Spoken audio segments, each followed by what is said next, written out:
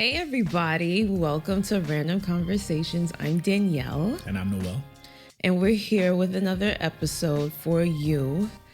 Now, you know, I'm a big sports fan, so I'm always going to start off this episode, well, every episode with sports, but not NFL. I do want to talk about the Bud Crawford versus Canelo Alvarez. What's Bud's real name? Terrence Crawford. Yeah. But everybody know Bud. Yeah. And know him as Bud, but Terrence Bud Crawford. Yeah. Versus Canelo Alvarez, the fight that took place on Netflix. I believe it garnered, 41 million viewers around the world, which is the most watched boxing event of this century. I stayed up and watched it because it didn't come on till like 12:30. Yeah, that was ridiculous. But it's in West Coast time, so over there it's early. It was like 9:30. I was dying. But the East Coast fans, we were suffering because I was literally, I'm like, you know what, I'll just find out who wins tomorrow. But I really wanted to see this fight because Crawford was the underdog. And I like to see underdogs win. I mean, Canelo, he's a stand-up guy, but I just wanted to see the underdog, which was Bud Crawford win. And he did. He was a little bit shaky in the first, 2 rounds. At first, I was like, I don't know about this one, but he started to gain his footing, and he started to get a little bit more confident. Like, yeah, I got him where I wanted him, and he ended up winning. Yeah. He ended up winning without a knockout. It was just a unanimous decision from all 3 judges that scored the fight. So, how did you feel about it? Well, I'll say one thing: the media did its job in terms of how they sold the fight. Because they had you thinking, they really made you feel that Bud was the underdog. They talked about how he jumped up 2 weight classes and fighting at 168 was going to be such a big task for him because he's not accustomed to being hit by fighters that heavy. So they was like, you know, those punches are going to affect him more so than a normal boxer who fights at that weight regularly. And a lot of people were saying that Bud was the underdog because of that fact, and also because Canelo was so dominant over the years, right? Throw away that fight he had against Floyd Mayweather when he was 23. But he learned a lot from that fight. I was watching the docuseries on Netflix where they were following the lead up to the fight and went into some of their training and whatnot. And they glossed over that fight with Floyd Mayweather. And he was like, basically, he improved a lot because of it. Because at that point, he was kind of like feeling himself. But didn't Floyd say that he doesn't want to see him fight like later on in his career, like because he's going to be a problem? Right. Well, in that docuseries, that's what Alvarez and his people were saying, was that, you know, Floyd basically was saying that he was the future and that he wanted to get him now.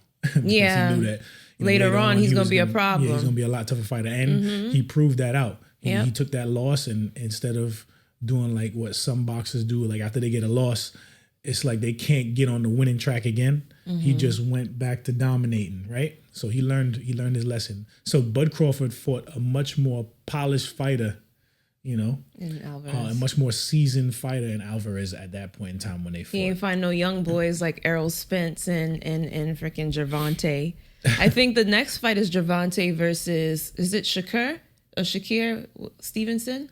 I'm not sure, but I like Shakur. Yeah. I hope Shakur whoop his ass. But, I mean, in the ring, I got nothing against him personally, but I'll be pulling for Shakur in that one. But, I thought the fight was good. I thought Bud, in the first couple of rounds, was doing what a boxer does. You know, he's kind of feeling out his rhythm, you know, seeing how he was going to fight the fight. And then after that, he just, like, made his calculations and he just went to work. He put on a clinic. Anybody who's a boxing fan who watched that fight, you know, it was something to see because Bud controlled that fight. He did from like round 3. Yep. From like round 3, he controlled the rest of the way. But I say this though, Canelo got heart because he took some shots. Yeah. And he just kept coming. Yeah. And you know, he kept fighting till the end. So and he's a stand-up guy.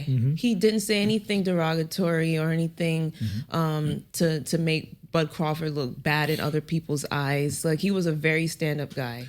That's what I like. I like the sportsmanship between the two men, because even after the fight was over and Bud was just talking about how much respect he has for Canelo, even the gesture of him returning his belts on his own, because you know those belts are made custom for each champion. So he knew he was going to get his own belts, but still he didn't have to walk it over and give it to himself and greet the man's family, you know? Yeah. And he did that. And I thought that was such a good moment. the epitome of class in boxing, because you know a lot of people like the trash talk, and it sometimes gets very personal. But apart from the trash talk, we were like zeroed in just because these are just two great fighters. We didn't need the back and forth to be engaged. And in my opinion, that's like the epitome of what boxing or UFC or anything. That's what it should be like when it goes against two fighters. And I like when it's like that though, because I feel a lot of times it feels fabricated, the beef between the fighters. Yeah, because like how Ryan Garcia would come after. Who did he come after? Was it Gervonta? I think it was Gervonta. Yeah, the back and forth between those two was ridiculous. Yeah, and I'm like, it was for nothing. There was more drama in that back and forth than in the whole fight. Yeah, the fight was horrible. Yeah, I'd rather have it the other way around. Not too much drama in the lead up, and a great fight when fight night comes around. And I think that's what we got. I want to wish Bud Crawford the best. You know, he's a fellow 87 baby like me. So when I found that out, I was like, and he might be really retiring. Yeah, no, well, no, I don't think so, because I think he only made 50 million or so off of this fight, whereas Canelo had made over 100 million. And that's because Canelo he had all the belts. You know, he was the A side of it. But if they were to fight again, I would say it would be similar numbers, but it would be swapped. He would make over 100 million. And, you know, his age plays a part in it as well. You know, Canelo's younger than Crawford? Yeah. By like 2-3 years? But Canelo was a professional fighter since he's 15 years old. So he got a lot of tread on those tires, right? So they were saying, like, he may be younger than him biologically, but in terms of, like, fight years, he's older. Right? Oh, okay. But Bud Crawford has an extensive fight career as well.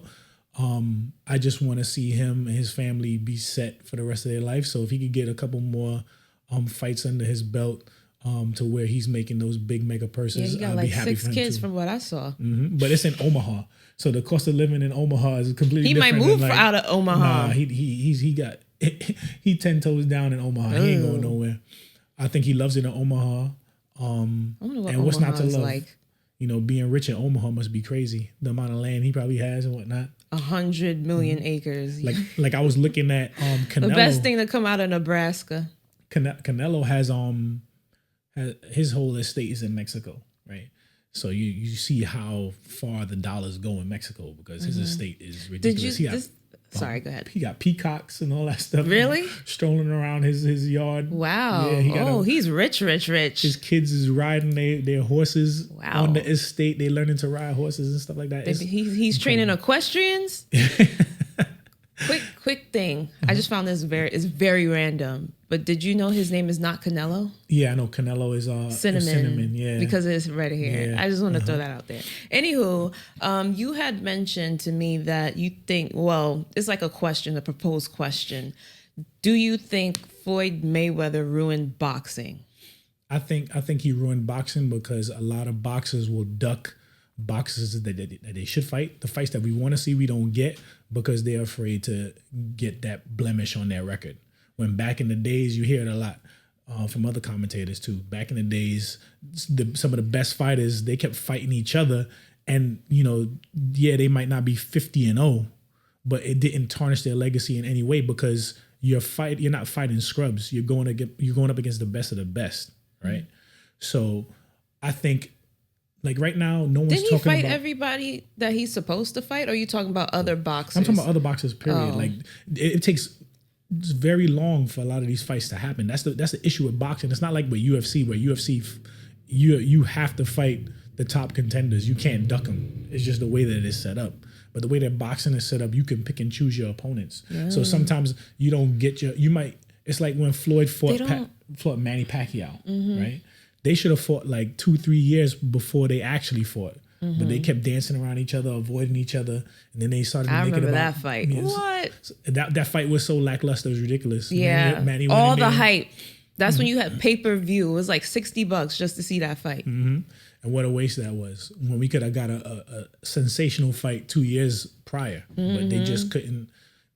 For whatever reason, I think people were ducking each other, but they never couldn't get that fight done. Right until when it happened.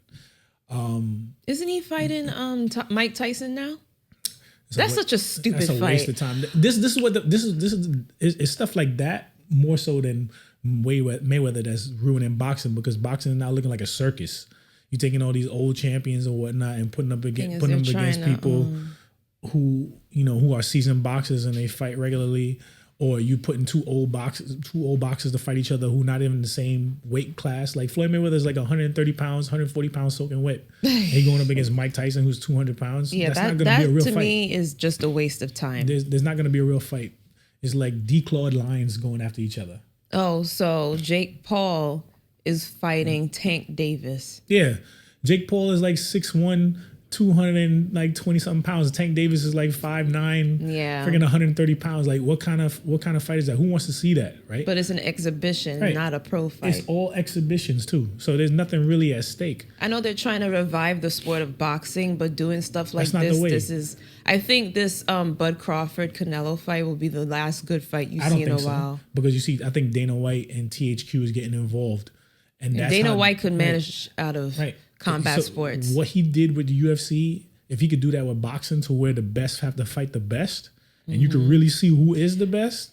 And there's ranks, because in the UFC there's ranks. I don't know. You have rank. There's rank fighters in boxing too. But the rank don't matter. You could be ranked number 1 and never get a title fight. Right? They could just not pick you. Right? So boxing has to come a long way. But I feel Floyd definitely put a spotlight on the record too much, and that specifically the losses part. And it's almost as if you have one loss and you washed up. Now look at it this way: the Bud Crawford Canelo fight. After it, everyone was saying Bud Crawford is the greatest of his era. Yeah, right? He's the GOAT. He's the GOAT, right? Max Kellerman, the whole broadcast, right. He's the GOAT. And he's 42-0, right? Currently. Damn, that's a lot though. Hold on, Floyd or no? Bud Crawford is 42-0. Floyd in his career 50-0. Damn. So Bud Crawford is 42-0, right? Canelo Alvarez, I think, was like 69-2. Check his record. I'm gonna check it now. Yeah, but no one's talking about him as if he's the greatest, right? Because he has those 2 losses. But I would argue if him and Crawford 63-3. Yeah, so he's 63-3. 2 draws. And 63-3-2, right? So an amazing fight record by any stretch, right? But no one's talking about him as being the greatest because he lost to Bud, right? I don't think anybody held that Mayweather loss against him because everybody agrees he was just too young. But that loss to Crawford really like hurt him in terms of his legacy. But I would be here to say that if they were to fight each other again, say like a part 2 grudge match, and he won that, overcame everything that happened in the first fight and won that, I think that would do more to his legacy than if he had won it the first time. Because now he understands how to fight him. It's like, all right, the guy beat you. Now you could walk away with your money and ride off into the sunset because he has more than enough money to do that. But he decided to accept the challenge, knowing that he could very well lose again. And the way that he lost the first fight in such dominating fashion, because he was dominated from start to finish, right? For him to go back, fix what he had to fix, get himself in the right mental state, and to come back and win, that would say a lot about him as a man, a lot about him as a boxer. And I think it would boost his legacy. It would be great. It would be great if that turned into a trilogy. Oh. But, which you don't really see in boxing. Like Rumble in the Jungle, like Ali Frazier. Yeah. I'm a UFC girl. I can't get into UFC. I like boxing better than UFC. Yeah, I love UFC. Because boxing looks prettier. Like when you watch it, it's really the sweet science. Like when you watching it in action, like when you watch real practitioners of boxing like Bud Crawford and Floyd Mayweather, like if you could appreciate it, it just looks I think I like art in motion. I like the UFC because of like how gory it is. Yeah, and they're in the cage and they to me UFC kick in and it's like it's more of a skill set because you have to know boxing, you have to know kickboxing, you have to know submissions, you have to know more. Yeah, I mean, so I think that like apples jiu-jitsu, to apples, all that stuff combined into one. I think apples to apples. If a UFC fighter fought a boxer, the boxer would win. And none of these in a boxing match, and none of these bullshit rules where it's like you can only box. But if they could fight with the skills that they have, I think the UFC fighter would win 9 times out of 10 because he's gonna be chopping the shit out of your legs. But didn't Didn't Floyd fight Conor McGregor? Who won They that? boxed. Yeah, I'm saying, but who won that? Floyd. Oh. Because they boxed. How you gonna beat a champion? Someone who's considered the greatest of all time in his sport. You're gonna come to his sport and you're gonna beat him. That's not gonna happen. That's like meet a football player. He sort of God he was gonna beat him. No, he was just talking a big game. He wanted the payday that came with that. He didn't care whether he won or lost. He was happy. He wanted the money. Right. He got the money. He got the biggest payday he ever got.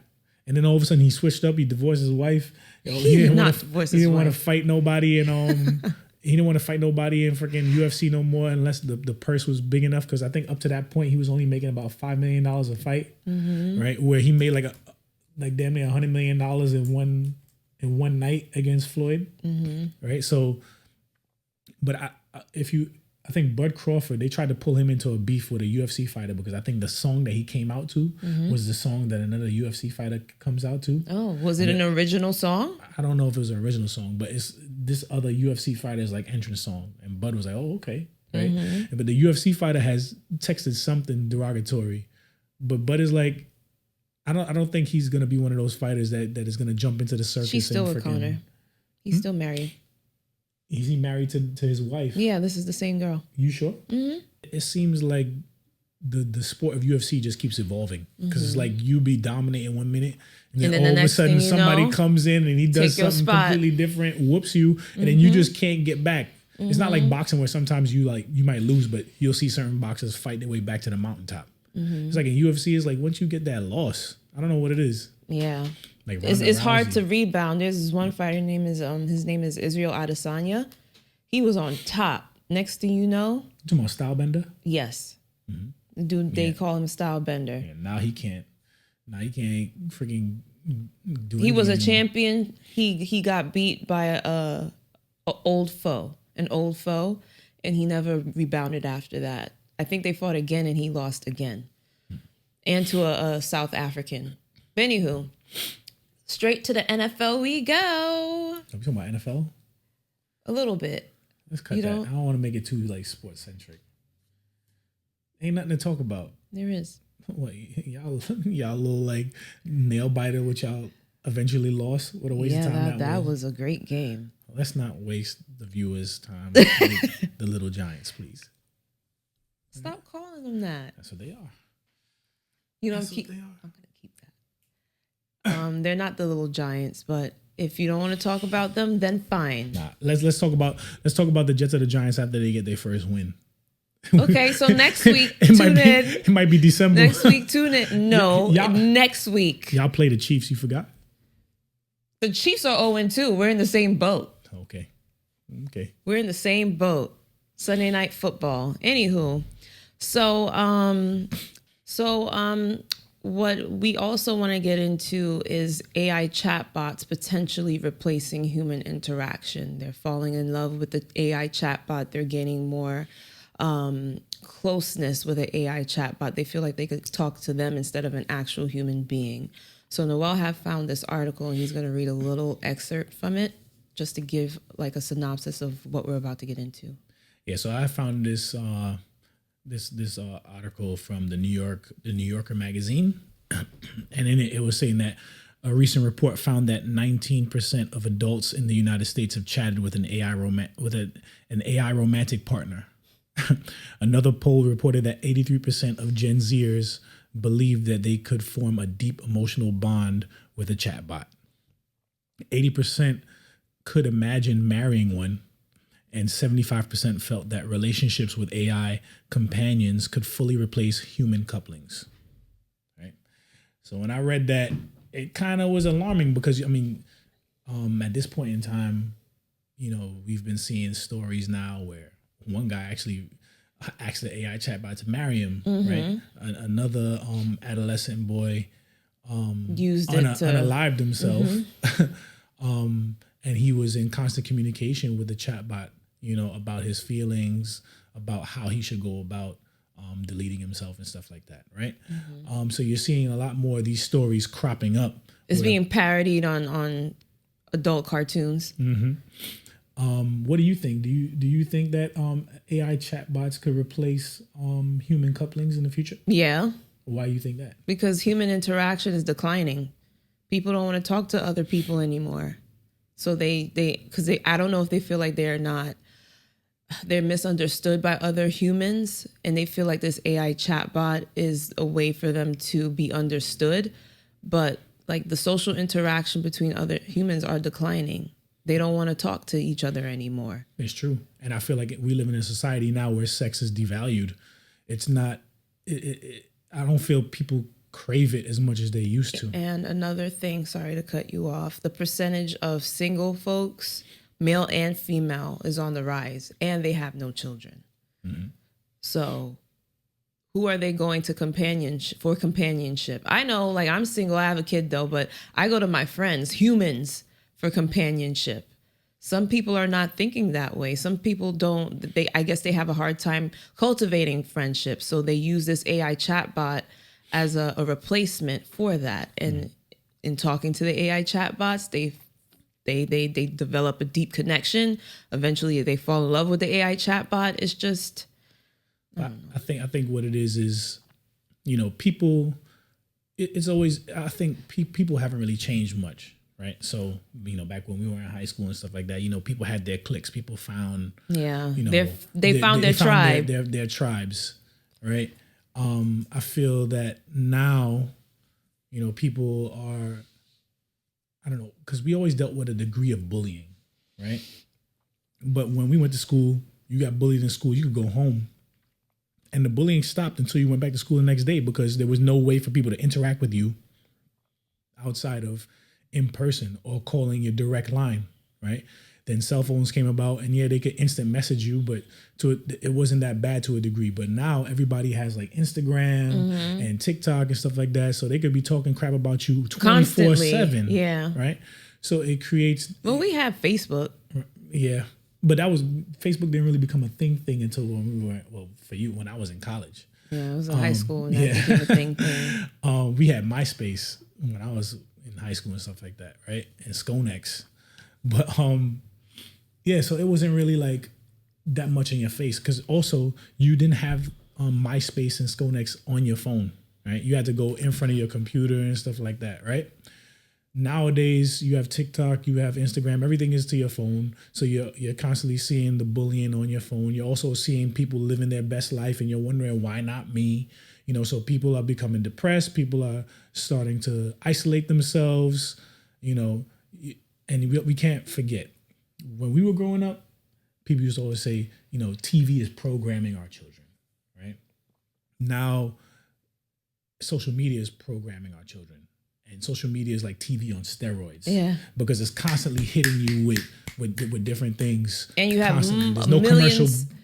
Sorry. No, go ahead. And you have millions of more outlets, because there's everybody in the world that could comment on what you're doing. Because if you make it easily accessible for everybody to see, everybody's going to comment. Mm-hmm.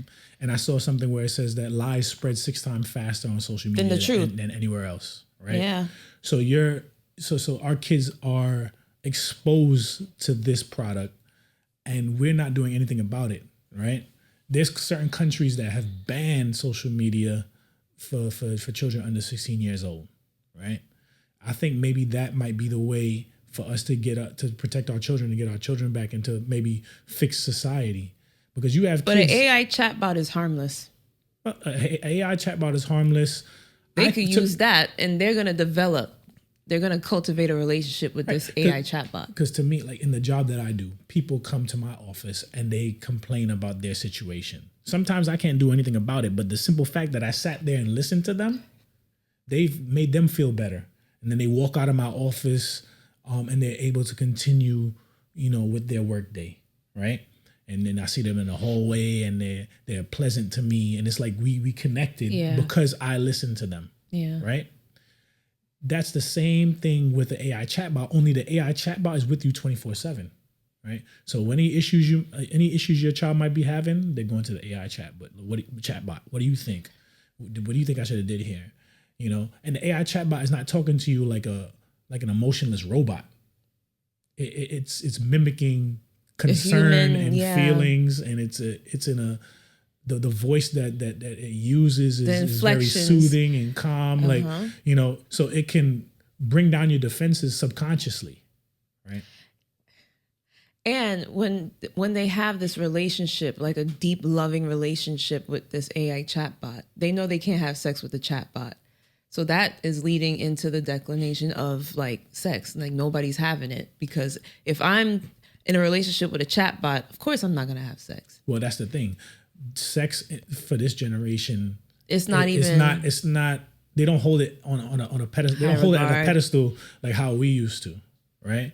I think they hold personal relationships and peace and stuff like emotions that above all of that. Yeah, right. Their emotions. So if they're getting that met from an AI chatbot, if they're getting their emotional support and love met, they don't really need a physical person there to do the physical act of sex, right? You know, you have porn everywhere now, so they're scratching that itch in a different way, right? Now, I don't think that that's healthy for the human race, because eventually we die out. You know, people just start coupling up with AI chatbots. You know, no more kids are being born, and then in a few millennia we won't exist anymore. Yeah, this is kind of like off topic, but I was looking at this video, and this scholar was saying that the more equal we are with men, meaning women, the less, the human race is going to suffer for it. Well, you mentioned that because, and then it just brought me back to it. It was like the human race is going to suffer because women, they could do the same things that men do. They don't need men. So most likely children are not going to be, no procreation is going to happen. And that's going to lead to the human race suffering for it. But that was off topic, but we could get back to the AI chatbots. That's interesting. But I do see a world where AI chatbot, I don't think it'll completely replace human coupling, because I feel that once these kids experience a good relationship with somebody's not going to give them problems. Yeah, with a physical person, they'll see that, you know, the AI chatbot, it's good to ask it a few questions about work-related issues and help you to solve certain problems, but there's no substitute for a physical person. There's none. And if you think you could just go through life without experiencing any pushback, that's just not the right way to live. You're just making yourself weaker with that expectation. You know. Did you see that there is an AI chatbot that got signed to a record label for like millions of dollars? I didn't see that. Yeah, it's a AI chatbot. Well, it's not a chatbot. It was like, you know, an AI generated person, right? Black lady, long hair, she could sing. She actually got signed to a record label. I swear to God. So we living in some very interesting times. Very interesting. I'm curious to see what the world looks like in 30 years when AI's been around for that long. You know, because right now we don't know what to do with it. Like right now we just it's like a fancy new toy that everyone is trying to figure out how to use correctly, right? And we don't have any data about the complete positive impact that it can have globally, or the detriment it could do to us as human beings, right? Everything, right? All the research is being done right now. We are the case study.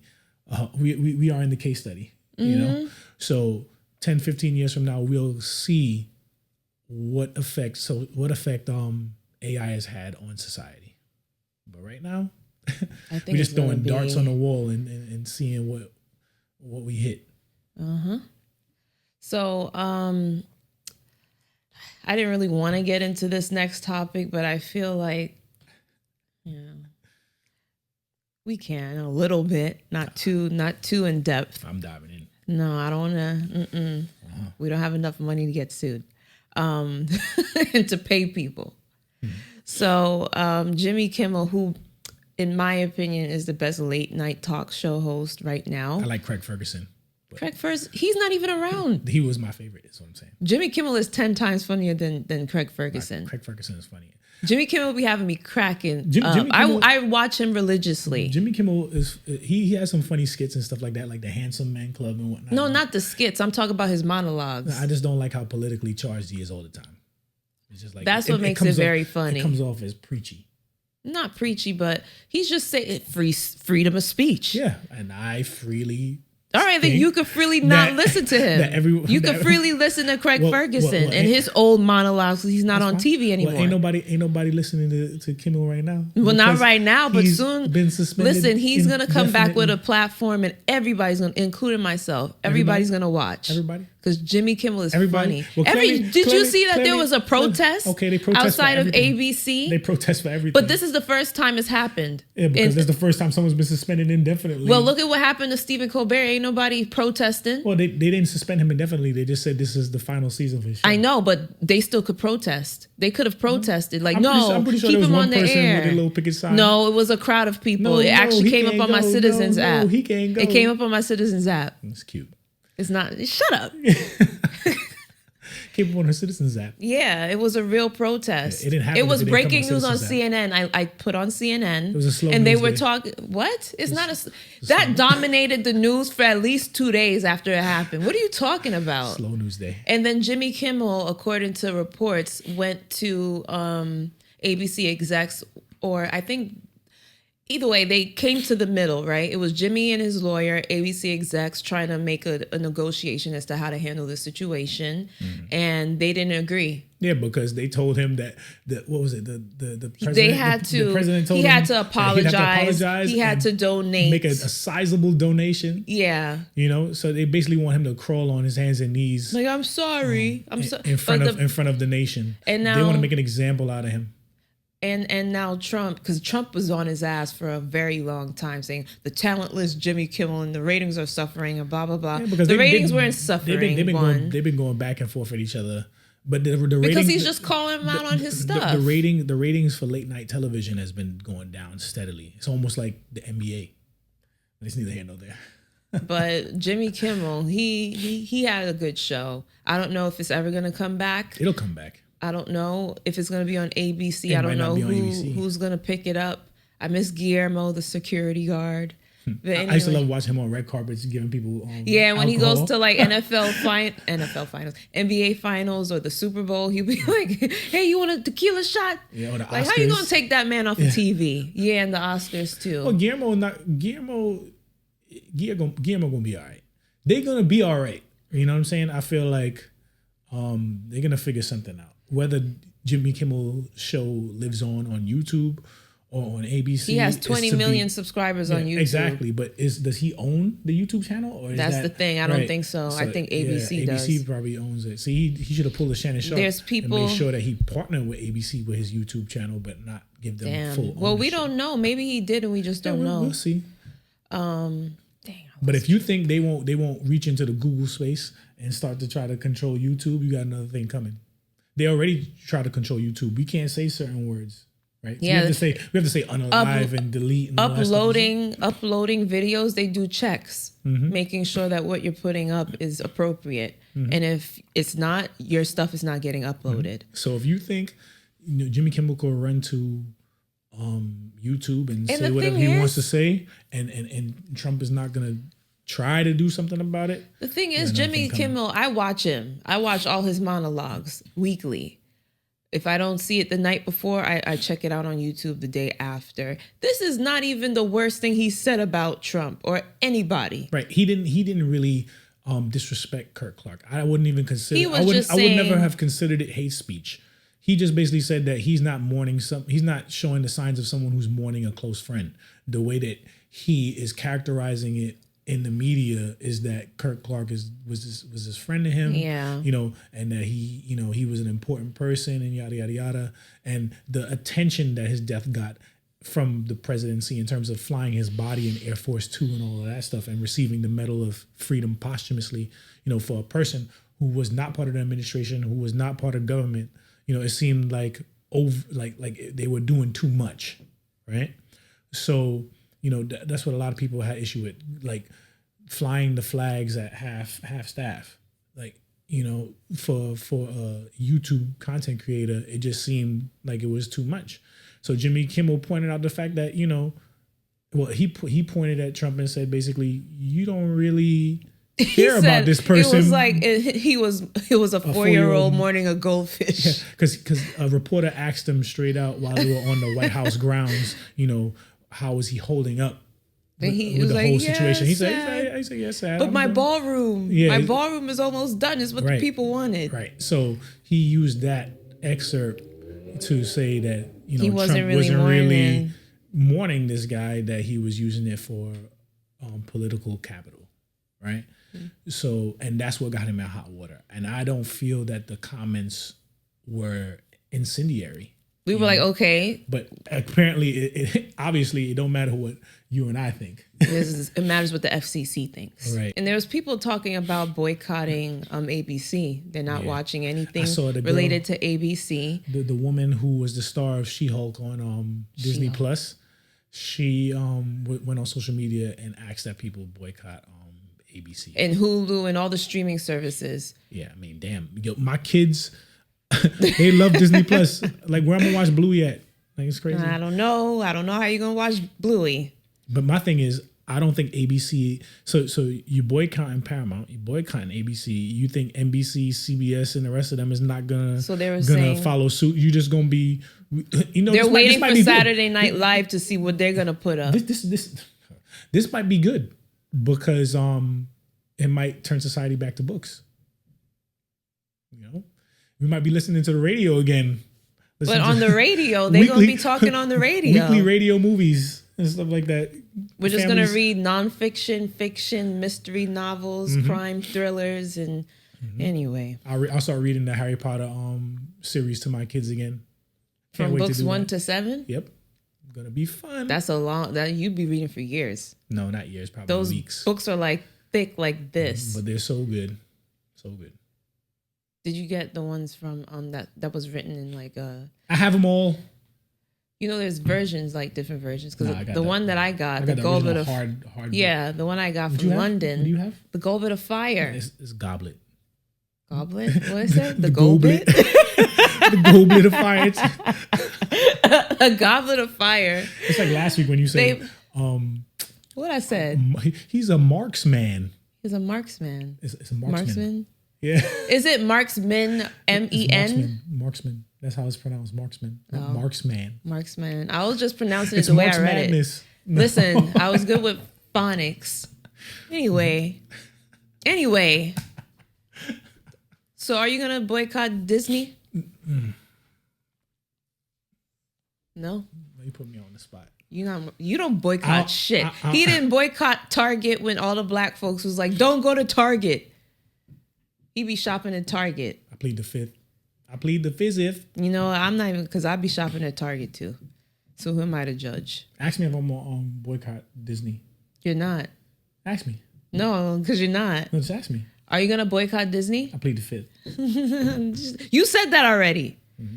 Anyway, so you had also sent me this article about sometimes I don't like being a parent. Well, it wasn't an article. It was a video. A video. I saw someone talking about it on TikTok, and so I thought that it was an interesting topic, and I wanted to bring it to our viewers. It basically was saying that sometimes I don't like being a parent, right? And it was basically this guy was talking about his experience of being a parent and how he loves his kids, but sometimes he just don't like being a parent. And it resonated with me because I have that same exact feeling. I love my kids to death. You know what I'm saying? If something was to happen to them, you need a kidney, just take mine. You know what I'm saying? There's that kind of love, right? I love my children to the ends of the earth. But do they irk my ever-loving last nerves? Yes. Yes, they do. Sometimes I wish I had that power like Zach from Saved by the Bell to just call timeout and everybody freeze. Because sometimes, like this morning, getting here to the podcast, my kids were going crazy. They running up and down. And sometimes when you wake up early in the morning, all that stimulation, all that freaking energy, it overstimulates you and you just can't take it. But they're like that all day long, just on 100. That's children for you. You just got to get used to it. The thing is, you go your whole life up until you have children, living for yourself, doing whatever you want to do, worried about yourself, right? You put yourself in a financial situation that's great, and then all of a sudden you have children and all your savings is plummeting. You can't do what you want when you want to do it. You have to, it's like your whole life is catered to this individual now, or these individuals, depending on how many children you have. And it's kind of hard sometimes because the amount of freedom that you lose, you can't understate it. You know, you go on vacation, you got to take the kids. You know, everywhere you go, the kids are in tow. You wake up in the morning, you got to get them ready. You know, it could get stressful. What morning times when getting ready and getting out the door used to take you like maybe like 30, 45 minutes. Now it take you 2 hours, 3 hours, you know, and you're constantly negotiating with them to eat this, you know, put your lotion on properly, you know, straighten up your shirt, like be quiet. You know, it gets stressful. It wears on you as a parent, which is why you see a lot of parents sometimes, especially 2-parent households, you know, the mother might go and take a break, do a spa day or something like that. She just has to get away. And it's vice versa with the father. Like, I might go to the bar and watch a football game for a few hours because I just need to get away from all of that, right? And it's times two if you live in an apartment where you don't have floors and stuff like that to get away. It's like you guys just living on top of each other and you just dealing with the madness sometimes, right? I think it's a completely normal reaction to parenthood. The one thing I will say is that our parents did us a disservice in telling us what parenthood truly entailed. You know, What do you mean? like parents, they have a way of always trying to like force you to have kids. Like, when are you gonna have kids? When are you gonna have kids? When are you gonna have kids? In my Right? case, I wasn't forced. It just happened. You know, a lot of people can resonate with that. And then if you have one kid, oh, you need to have another one. You need to have another one. One kid is not really having a kid at all. You need to have another one. I don't know about you, but I was told like once you become a parent, everything just stops. You think you're going to sleep. You're not sleeping after you have this child. And it doesn't even matter how old they get. You're still not sleeping. Me per se, I like being a parent. All the time?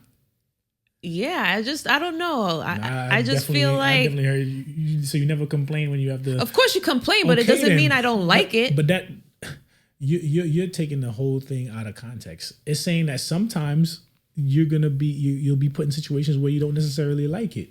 That doesn't mean that you don't love your child, but you don't like everything. Like, you could be with your significant other, love them to death, but you don't like them every single day.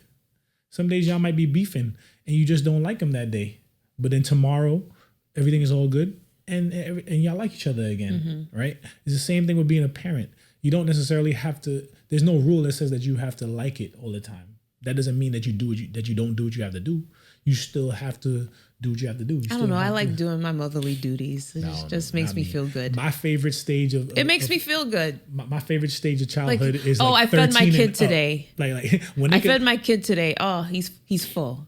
I love that he's full. He's not hungry. When they could wash their own ass and put on their own clothes. You just want it to be easy. That's when I'm happy. Right now I'm walking through the fire. Well, maybe because you have a toddler in the mix as well. Right. Okay. Well, I can't really. I have an 8-year-old. Right, but you had a toddler. I had a toddler, but I did. You enjoyed the whole ride? I did. I'm not gonna lie. She's like the 1% of parents. I'm talking to the parents who's out there who struggle every now and then, and you might feel a little guilty and you know about the what way made that you feel about your alter the feelings. way I feel is because my parents is their first grandchild, so they were there a lot, taking care of. Like, they wanted to take care of him, and I had the ability to do what I wanted to do. So there was certain balances. So you had so a maybe great my support system. A lot of people don't have that. My point of view is probably different from a lot of other parents. So that's why I say I enjoy it when I'm there with him and I'm doing, like, I do majority of everything because I am the mom, right? But when you have a good support system like your parents, and then you have the dad that's also in the picture, there's a mix, and everything is not being put down on me. So my perspective is a little bit different, or how I feel is a little bit different from what you or others might feel. I know having a kid is one of the toughest things you can do in life, right? Because there's so much riding on you. That kid's success is in your hands, right? So if you see them falling short at school, no matter how late you coming through the door, you got to make sure that homework is done. And a lot of parents watching this video understand how annoying checking a child's homework can be. Even if because if it's wrong, you're like, all right, now we got to do this again. The whole thing over again. Yeah.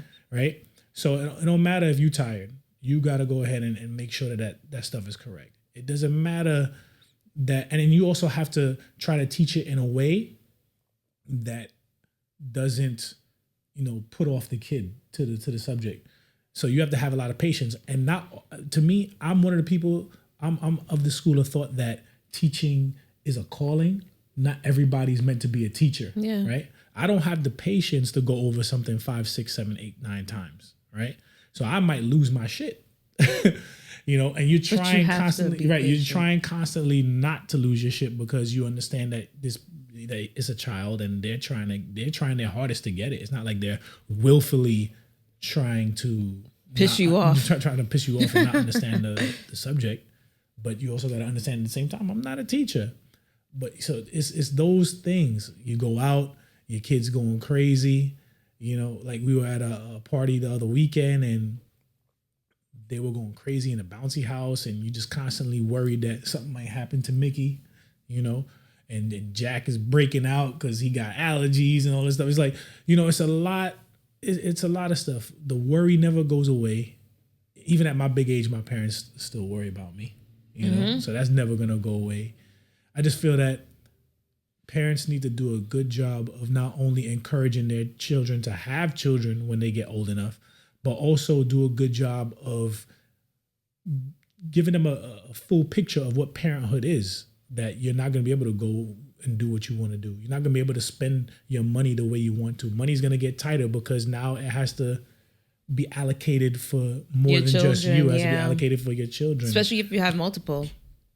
Exactly. These things need to be explained. Just like how we should sit down and have the sex talk with our children. Your parents are like, right? Oh, so you're having a kid. Okay, let's sit down. Man, you let's need to talk. You need to understand what goes into this, because right now the whole fight is about abortion, right? And the woman's right to choose and all of that stuff.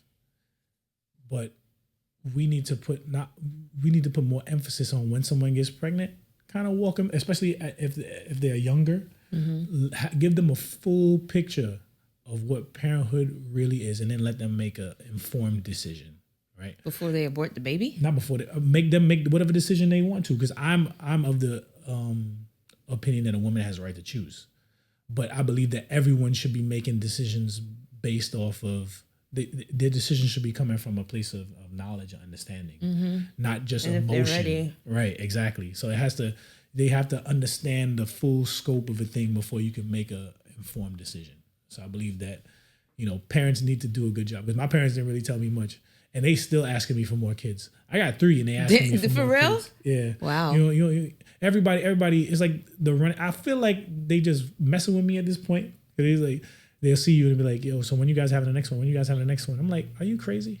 The state that you're in when they ask you, are you like running behind kids, like your kids, and be like, are they doing it just to be funny, or are they serious? I think they be serious, but then I throw it back on them, because it'd be the same people asking you when you gonna have more kids, and you flip it on them, they be like, oh hell no, I ain't having no more kids. Oh, okay. And so, and then they got people out there that have 5, 6 kids and they just want to keep popping out more. And I would say more power to you, because at the rate the human race is going, we need people like that to pop out kids, right? But, that ain't for me. Like Cardi. Yeah, Cardi. But Cardi got the money. She got her family. She got 2 rich baby daddies. Yeah, she got 2 rich baby daddies. Mm-hmm. So her situation is a lot different than the majority of women in this country. Mm-hmm. Okay. And on that note, I think we had a good episode today. Did you? Mm-hmm. We're talking about. Okay. I'm not gonna go into it. So we almost derailed it with talks of the Little Giants. I'm like, what are we talking about? We're gonna talk about them. Well, after the Giants. The first win. Yeah, so which, let's hope. Let's hope that it's next week. Don't tell me December. Don't tell me December. Are you trying to depress me? I'm not. I don't play the games. You're trying to depress me. I don't play the games. Talking about December. December what? December 25th. Anyway, on that note, my name is Danielle. And I'm Noel. And this is Random Conversations. You can like, subscribe, comment. We're on all the socials, TikTok, YouTube, Instagram. Give us a shout out. Yes. Any topics that you want us to cover, just put it in the comments. Let us know, and we'll try to cover it the best we can. Peace out. All